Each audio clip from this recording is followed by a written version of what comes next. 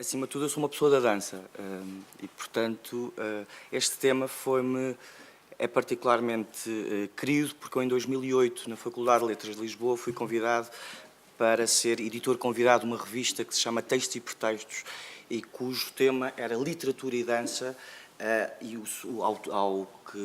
título depois eu lhe acrescentei coreografias, a escrita do movimento. E, nesse sentido, existia já uma reflexão sobre qual é o espaço do texto e da palavra na dança contemporânea, particularmente na dança contemporânea em Portugal. E, neste sentido, será interessante voltarmos um pouco atrás, no tempo, para perceber que sempre existiu texto, sempre existiu um texto invisível em dança. Desde a sua gênese, desde do ballet d'action ao ballet comique, ele sempre lá esteve, mas abordado de uma forma diferente, e há uma luta exatamente da independência do movimento em relação à palavra ou mesmo em relação à música. Mesmo os primeiros modernistas, no caso do Nijinsky, tanto Le Sacré du Printemps como L'Après-midi d'Enfant têm um texto como base. L'Après-midi d'Enfant, no caso do Mallarmé, um poema do Mallarmé, a Sagração da Primavera, tem mesmo um libreto. Mesmo a Martha Graham, mais tarde, continua a ter os seus trabalhos onde existe um texto de base. Ele poderá não ser trabalhado de forma literal, mas ele existe. É o tal texto invisível. Neste sentido, eu acho que há aqui uma pensadora e coreógrafa e bailarina, que já foi falada hoje aqui, a Isadora Duncan, que retorna ao movimento, à sua pureza de movimento, à questão da organicidade, e que traz esta filosofia em torno do que seria o movimento puro, completamente desligado e liberto do que seriam estes edes, estas aquisições que a dança estava sempre presa. Outra pessoa extremamente importante também é o Oscar Schleimer, da Bauhaus, e que vem com este pensamento que me parece, juntamente com a ideia da teoria da Gestalt, que a forma por si só é expressiva. E, portanto, neste corpo que apenas pode estar em cena, imóvel, ele comunica por si só. Ele tem movimento, porque corre e frui dentro dele próprio movimento. Portanto, ele significa. Estes princípios, que não são naturalmente todos eles, estes conceitos do Oscar Schleimer ou da própria teoria da Gestalt, são desenvolvidos pela modernidade, ao Merce Cunningham, até à Judson Church. Estou a dar grandes saltos, mas para a contextualização, principalmente da dança contemporânea em Portugal, e a palavra surge em alguns momentos, mas surge invisível. Ela continua a ser invisível. E o curioso, talvez, em Pina Bausch, no final da década de 70, seja, mas aqui sim, a designação de dança-teatro. Portanto, há logo aqui uma questão de a palavra, ao utilizar a palavra, é algo do teatro. Não era algo do domínio da dança, porque a dança remetia apenas ao movimento. Chegamos, naturalmente, e aqui eu vou o porquê deste título, o porquê desta comunicação, é sobre, naturalmente, a dança contemporânea portuguesa. Isto para vos explicar que a dança contemporânea portuguesa, para quem não está muito dentro do assunto, a história da dança em Portugal é muito curta. Talvez seja a partir dos anos 40 que nós podemos ter as primeiras criações. E a dança contemporânea portuguesa não começa nos anos 90, como alguns autores continuam, vem um pouco antes. Vem um pouco antes e dentro de uma instituição chamada Ballet Gulbenkian, e vem, talvez, pela mão de uma coreógrafa chamada Olga Roriz, que rompe ainda aprisionada por uma instituição, uma forte instituição, mas tenta já trazer uma inovação. E aqui, através de uma estética ainda muito particular, e que depois se vem romper com toda uma classe que surge já nos anos 90, uma geração já dos anos 90. É importante referir também em 84 o ACART, pertencia também à Fundação Carlos Gulbenkian, que é a abertura dos palcos para a vinda de um conjunto de criadores, tanto americanos como da nova dança francesa e belga, e da própria Pina Bausch, que nesse período está em Portugal, e que vai naturalmente influenciar esta nova geração que se sentia aprisionada dentro dos cânones e dos padrões existentes. Aqui, nesta questão, vem aqui o espaço da palavra na dança, a conquista da palavra para o corpo e a palavra que faz parte integrante do corpo.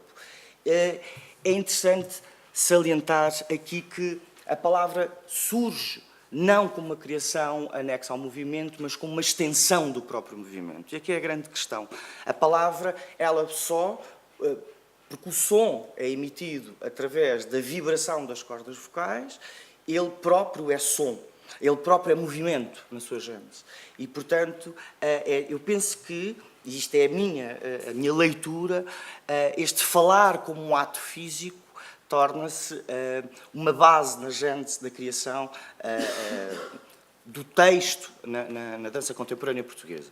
Neste exemplo da fotografia que temos do João Fiadeiro, é extremamente curioso este solo em que o João Fiadeiro tem um microfone.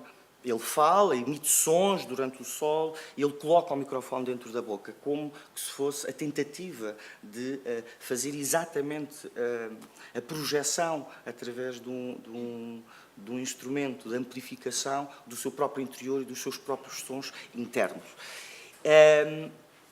E aqui, esta questão surge-me pensando que as palavras em dança estão sempre impregnadas de uma imagem. Aproxima-se muito mais do conceito de poesia, mas a própria dança, nas suas leituras, é sempre poética, mas a forma como a palavra é utilizada aproxima-se muito mais da poesia do que do texto narrativo. Neste sentido, isto era uma ideia e que surge... Fui à questão científica e técnica da palavra, à prosódia.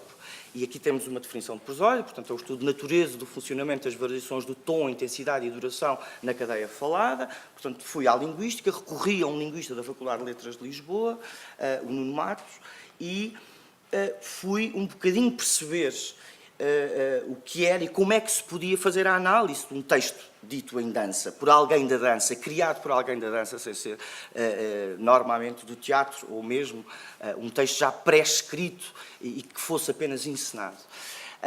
E curioso que aqui, à medida do tempo, as durações, as inflexões, o tom, os acentos, as intensidades, muito curiosas, que me fazem lembrar aquilo que o próprio Laban faz na sua leitura interpretada do movimento. Acabamos quase por bater nos mesmos pontos e achei extremamente curioso. E então o que me levou a fazer foi, peguei num texto,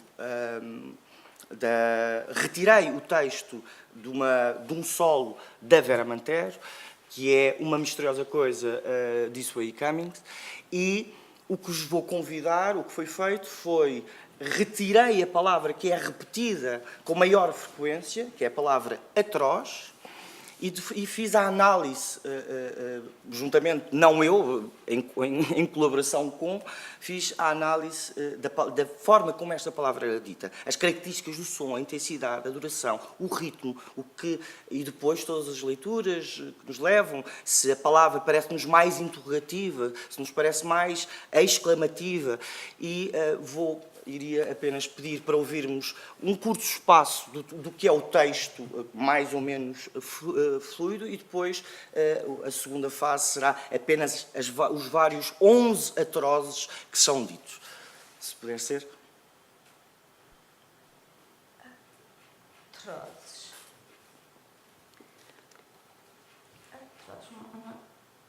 Uma má vontade, uma tristeza, uma ausência, uma queda de possibilidade, um desgosto, uma tristeza atrozes.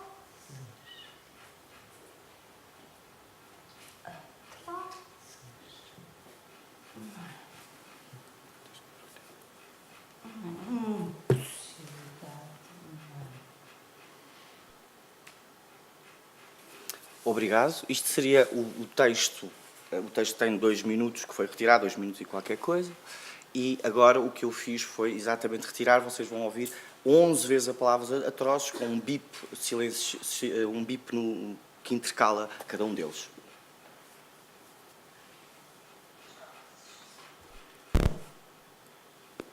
Atrozes, uma tristeza atrozes.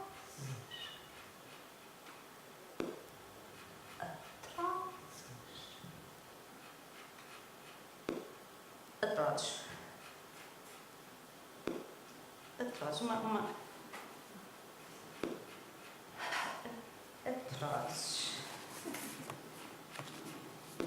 Atrozes.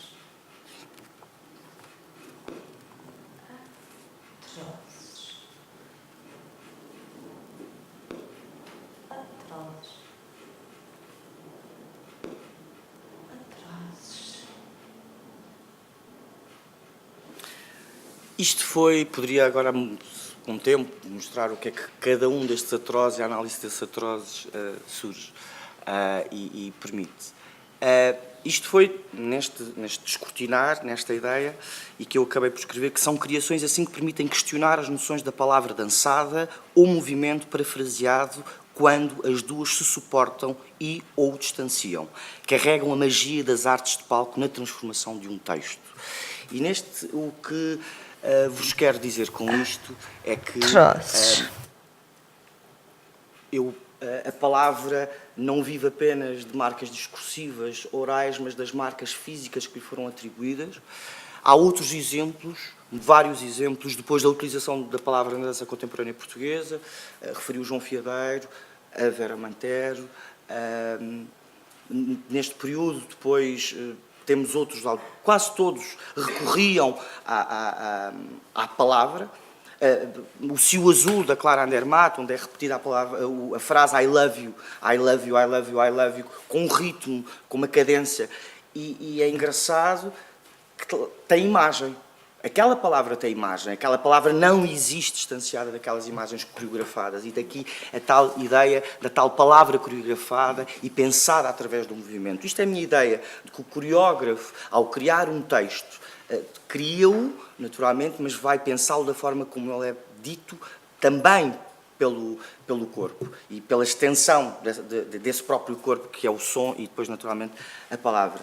É de referenciar também um texto aí mais próximo, talvez, do que se fosse uma narrativa poética, do Amor ao Cantubar Vestido Negro, uma criação de Olga Roriz, em que um texto é criado em conjunto com a intérprete Catarina Câmara e a Olga, e há uma desconstrução daquele corpo que se inverte, mas que diz um texto, e assim perfeitamente perceptível sobre a questão do amor, a imagem lá está uma vez mais indissociada a imagem é dissociada da palavra, e daí este ato coreografado em torno da palavra. Mais recentemente, surge-nos, por exemplo, Vítor Roriz e Sofia Dias, em que utilizam o gesto preciso, rigoroso, exatamente com a modulação das palavras, onde elas nos levam, mesmo o trabalho feito, que é o António Cleópatra, pelo encenador Tiago Rodrigues. É engraçado ver um texto do encenador que é apropriado por aqueles corpos que não são atores, são bailarinos e são coreógrafos. E a apropriação é diferente, é claramente diferente. Não vos consigo explicar, não tenho respostas para isso, é a minha leitura, mas sinto que a palavra em dança é naturalmente coreografada. É uma palavra que ela própria, através das suas modulações, é potenciadora de movimento e é, acima de tudo, uma extensão do próprio corpo. E é assim que eu a li, e isto poderá ser o início de uma reflexão sobre esta questão da tal palavra impregnada de imagem. Muito obrigado.